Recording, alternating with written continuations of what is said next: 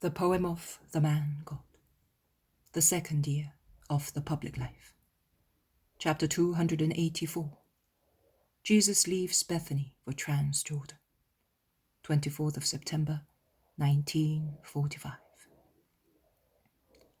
Lazarus, my dear friend, I ask you to come with me, says Jesus, appearing at the door of the hall where Lazarus is reading a roll, half reclining on a little bed. I will come at once, Master. Where are we going? Asks Lazarus, getting up immediately. Into the country. I need to be all alone with you. Lazarus looks at him with a worried expression and asks, Have you sad news to give me secretly? Oh, no, I do not even want to think of that. No, I only wish to seek advice from you, and not even the air must be aware of what we shall say. Order a wagon, because I do not want you to get tired. When we are out in the open country, I will speak to you. In that case, I will drive it myself, so no servant will know what we say. Yes, do that. I am going at once, Master. I'll soon be ready. And he goes out. Jesus also goes out after standing somewhat pensive in the middle of the magnificent hall. While engrossed in thought, he mechanically moves 2 or 3 objects and picks up a roll which had fallen onto the floor, and when putting it in its place in the cabinet, because of his inborn instinct for order, which is so deeply rooted in Jesus, he remains with his arm raised, looking at the strange art of some objects lined up in the cabinet, which are different from the current art in Palestine. By the embossed work and design, imitating the ornaments of the temples of ancient Greece and of funeral urns, they appear to be very old amphoras and cups.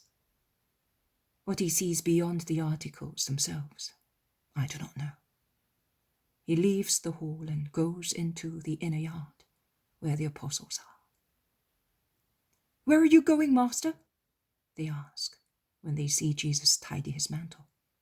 Nowhere. I'm going with Lazarus. You will stay here and wait for me. I shall soon be back. The 12 look at one another. They are not very happy. Peter says, Are you going alone? Be careful. Do not be afraid. While waiting, do not be idle. Teach Amastius that he may have a better knowledge of the law, and be good company to one another, without arguments or rudeness. Bear with and love one another. He sets out towards the garden, and they all follow him. A closed cart soon arrives with Lazarus in it. Are you going in that cart? Yes, so that Lazarus may not tire his legs. Goodbye, Marciam, be good. Peace to you all. He climbs into the cart, which, grinding the pebbles of the avenue, leaves the garden and turns into the main road. Are you going to the clear water, Master? Thomas shouts after him. No, I am not. Once again, I tell you to be good. The horse starts at a steady trot. The road going from Bethany to Jericho runs through the country, which is becoming bare. The more they descend towards the plain, the more the fading of the greenery in the fields becomes noticeable. Jesus is pensive. Lazarus is silent and intent only on driving the cart. And they are down in the plain, a fertile plain, which is ready to nourish the seed of future corn, and where all the vineyards seem to be asleep, like a woman who has recently given birth to a fruit and is resting after a pleasant labor. Jesus beckons Lazarus to stop. Lazarus stops at once and leads the horse into a side road, which takes to houses far away, and explains, We shall be safer here than on the main road. These trees will conceal us from the eyes of many people. In fact, a thicket of low trees acts acts as a screen against the curiosity of passers-by. Lazarus is standing before Jesus, waiting. Lazarus, I must send away John of Endor and Syntyche. You can see that both prudence and charity advise me to do so. It would be a dangerous test and useless grief for both of them to be aware of the persecutions set in motion against them, and which, for at least one of them, could bring about most grievous surprises. In my house? No, not even in your house. Perhaps they would not be troubled materially, but they would be humiliated morally. The world is cruel. It crushes its victims. I do not want those two beautiful and powerful souls to get lost like that. So, as one day I joined Ishmael to Sarah, I will now join my poor John to Syntyche. I want him to die in peace. I do not want him to be left alone, and he must go away feeling that he is being sent elsewhere, not because he was formerly a galley man, but because he is the proselyte disciple who can be sent away to announce the master. And Syntyche will help him. She is a beautiful soul and will be a great strength in the future church and for the future church. Can you advise me where to send them? I do not want them to stay in Judea or in Galilee, and not even in the Decapolis, where I go with my apostles and disciples, nor in the heathen world. So where? Where, so that they may be safe and useful? Master, how can I give you advice? No, tell me. You love me, and do not betray me. You love those whom I love. You are not narrow-minded like the others. I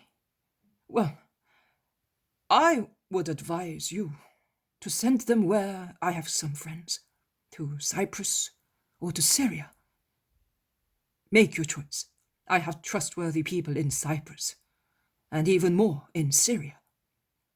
I have also a little house, watched over by a manager, who is as faithful as a pet lamb, our old Philip. He will do for my sake anything I tell him. And if you do not mind, those who are persecuted by Israel and are dear to you will be my guest as from now on, and will be safe in the house.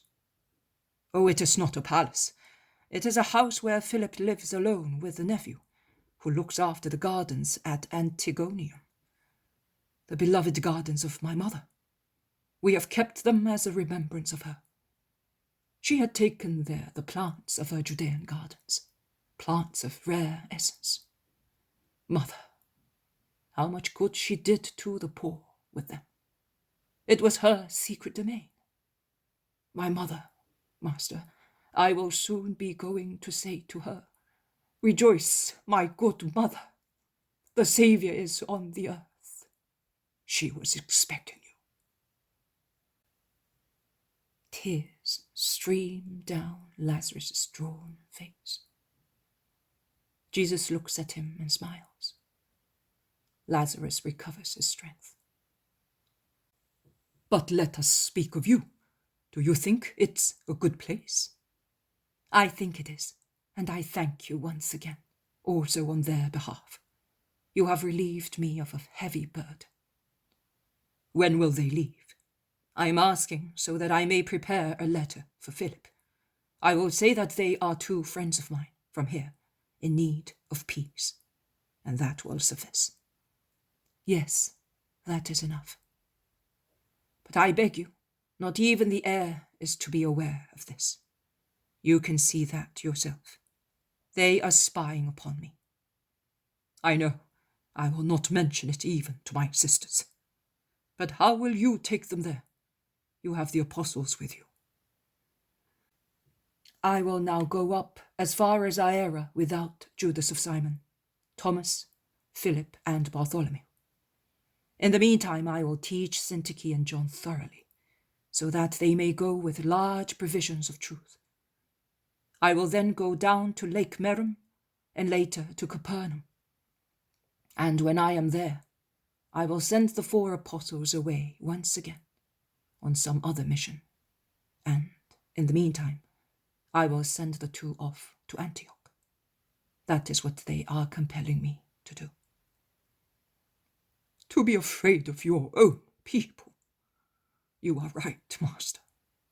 It grieves me to see you worried. But your kind friendship is of great comfort to me, Lazarus. I thank you. I am leaving the day after tomorrow, and I will be taking your sisters away. I need many women disciples to conceal Syntyche among them. Johanna of Cusa is also coming.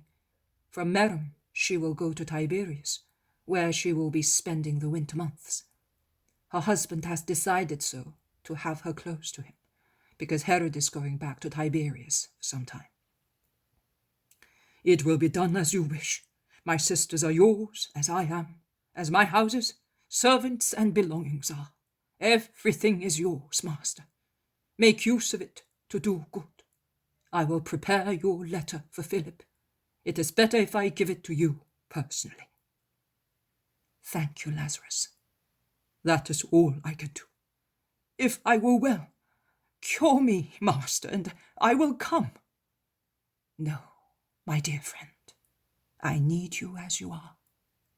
Even if I do not do anything. Yes, even so. Oh, my Lazarus. And Jesus embraces and kisses him. They get on the cart and go back. Lazarus is now silent and engrossed in thought, and Jesus asks him why.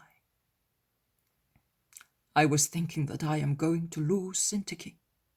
I was attracted by her science and goodness. Jesus will gain her. That is very true. When shall I see you again, Master? In spring. Shall I not see you again until spring? Last year you were here with me for the feast of the dedication. This year I will satisfy the apostles. But next year I will be with you quite a lot. It's a promise. Bethany appears in the October sunshine. They are about to arrive when Lazarus stops the horse to say, Master, you are right in sending away the man from Kerioth. I am afraid of him. He does not love you. I do not like him. I never liked him. He is sensual and greedy, and thus he may commit any sin. Master, it was he who denounced you. Have you any proof? No, I have not. Well, in that case, do not judge. You are not very clever at judging. Remember that you considered your Mary as inexorably lost. Do not say that it was my merit. She sought me first. That is true too. However, beware of Judas. Shortly afterwards, they enter the garden, where the apostles are curiously awaiting them. The absence of 4 apostles, and above all of Judas, makes the remaining group more intimate and happy.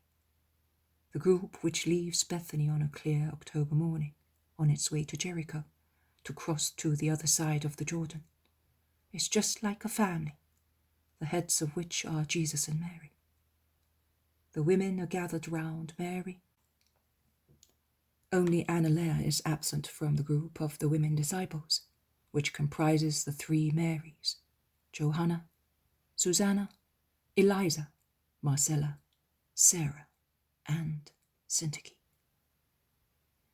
Peter, Andrew, James, and Judas of Alphaeus, Matthew, John, and James of Zebedee, Simon Zealot, John of Endor, Amastius, and Timonius are grouped round Jesus, while Marciam, jumping about like a little kid, goes to and fro from one group to the other, which are only a short distance apart. Although laden with heavy bags, they proceed joyfully in the mild sunshine, through the country so solemn in its rest. John of Endor proceeds with some difficulty under the weight hanging from his shoulders.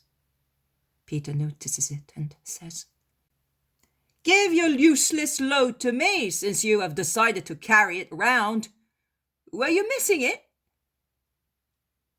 "The master told me to bring it." "Did he? How lovely. Why?" "I don't know. Yesterday evening he said to me, 'Pack your books again and follow me with them.'" "Lovely indeed. But if he told you, it must be for a good reason. Perhaps it is for that woman. How accomplished she is. Are you as learned?"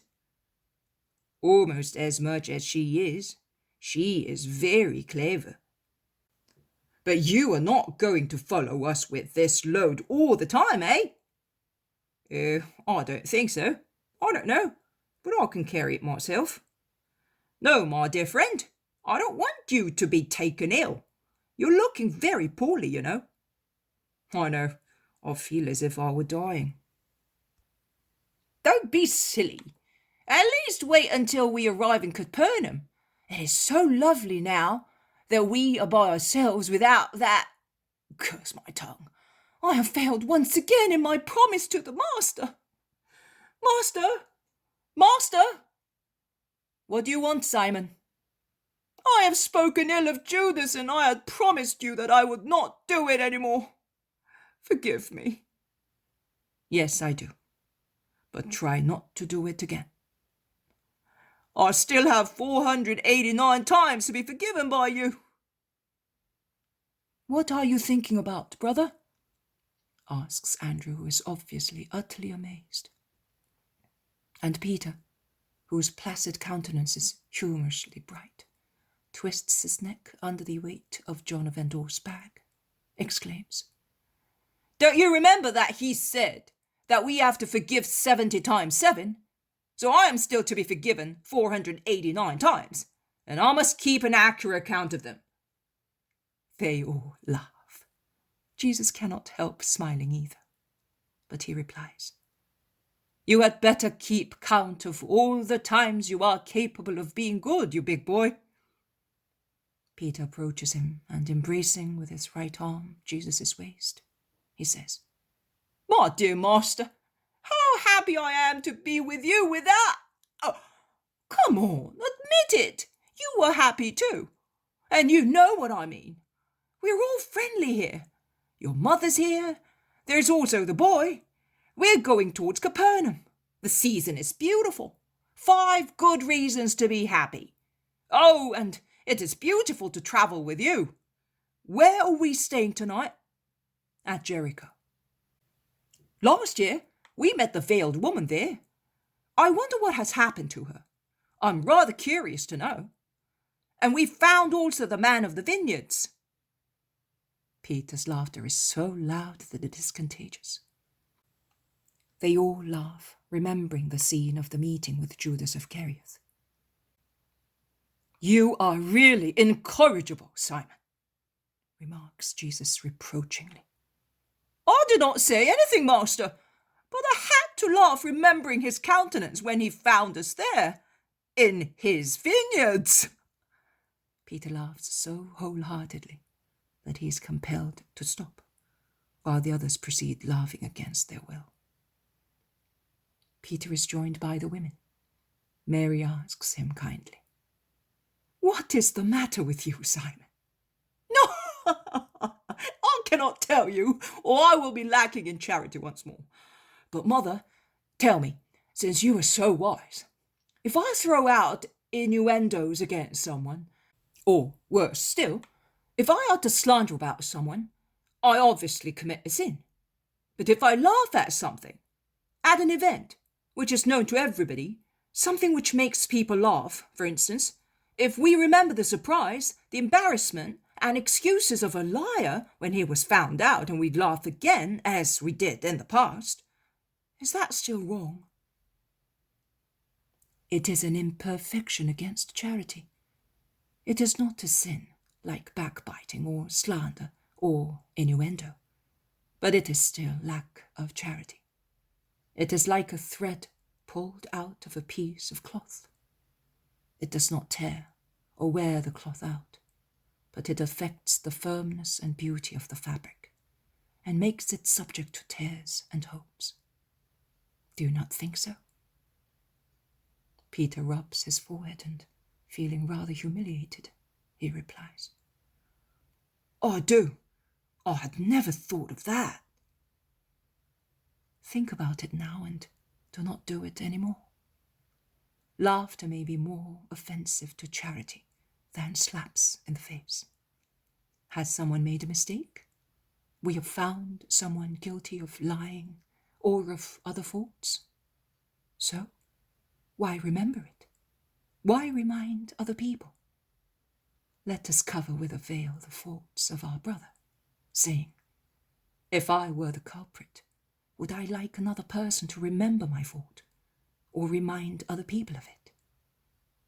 There are people who blush in their innermost heart, Simon, and suffer so much because of it. Do not shake your head. I know what you want to say. But believe me, also guilty people may blush thus. You must always think, would I like that done to me? You will then see that you will no longer sin against charity. And you will always have so much peace in your heart. Look how happily Marciam is jumping and singing, because his heart is not worried. He does not have to think about itineraries, expenses, or what to say. He knows that someone else takes care of all that on his behalf. Do the same yourself. Abandon everything to God, also judgment on other people. As long as you can be like a child led by God, why take upon yourself the burden of deciding and judging? The day will come when you must be judge and arbitrator, and then you will say, "Oh, how easier and less dangerous it was formerly." And you will say that you were foolish in burdening yourself before the time with so much responsibility. How difficult it is to judge other people. Did you hear what Syntyche said some days ago? A research through senses is never perfect. She's quite right. We very often judge according to the reactions of our senses. That is, with the utmost imperfection. Give up judging. Yes, Mary, I sincerely promise you, but I do not know all the beautiful things which Syntyche knows. And are you worried about that, man? Do you not know that I want to get rid of all that, in order to have only what you know? Do you? Why? Because science may support you on the earth, but through wisdom you gain heaven. Mine is science, yours is wisdom. But by means of your science, you were able to come to Jesus, so it is a good thing. It is mixed with so many errors that I would like to divest myself of it and clothe myself with wisdom only. I do not want ornate, vain dresses. Let the severe, inconspicuous dress of wisdom be mine, as it clothes, like an everlasting garment, not what is corruptible, but what is immortal. The flame of science flickers and quivers. The flame of wisdom shines unvaryingly and steadily, and is like the divinity from which it originates. Jesus has slackened his pace in order to hear. He turns round and says to the Greek woman, "You must not yearn to divest yourself of everything you know. but you must select from your knowledge what is a particle of eternal intelligence, conquered by minds of undeniable value. Have, therefore, those minds repeated within themselves the myth of the fire stolen from the gods? Yes, woman, but it was not stolen in this case. They were able to pick it when the divinity grazed them with its fire, caressing them as specimens spread among decayed mankind, of what man is, gifted with reason. Master, you should tell me what I must keep and what I must leave. I would not be a good judge, and then you ought to fill me with the light of your wisdom, the spaces left empty.